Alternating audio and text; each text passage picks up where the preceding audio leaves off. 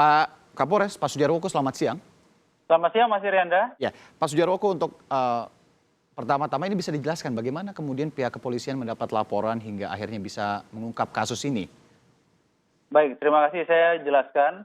Sekitar bulan Agustus yang lalu, ada beberapa warga masyarakat Kecamatan Cilincing, Jakarta Utara, datang ke Mapores untuk membuat laporan.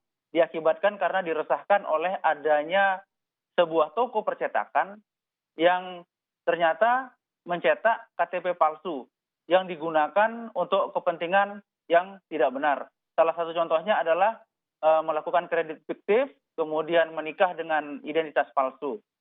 Oleh sebab itu, tim Resmob kami langsung melakukan penyelidikan terhadap toko tersebut, dan akhirnya pada sore harinya kami bisa melakukan pengungkapan kasus tersebut dan menangkap 5 orang tersangka berikut dengan barang buktinya.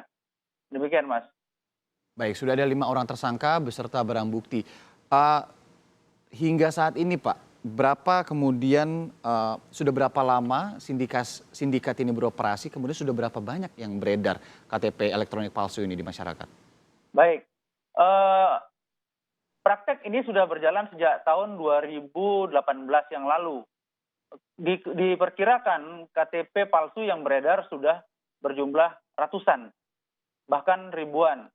Dan keuntungan yang diperoleh dari pembuatan KTP palsu ini diperkirakan sudah hampir miliaran rupiah, ratusan juta, hampir miliaran rupiah.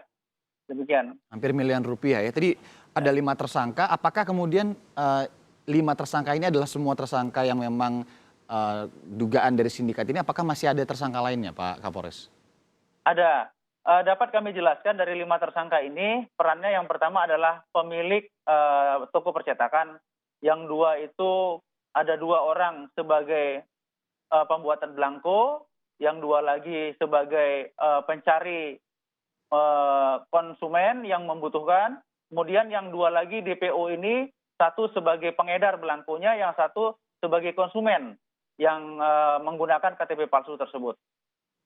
Berarti masih ada 2 orang yang buron ya, Pak ya. Pak Kapolres, ini tersangka-tersangka ini adalah mereka yang kita sebut bagaimana untuk menjual KTP-KTP palsu ini, membuat dan menjual, mengedarkan dan segala macamnya. Bagaimana dengan mereka-mereka yang membeli atau penggunanya? Ini apakah bisa terancam hukuman juga, Pak?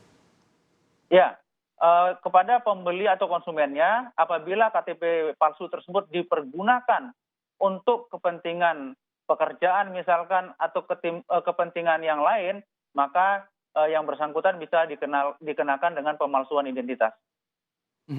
Dari 2018 kemudian tadi Bapak sebutkan dugaannya bisa ribuan.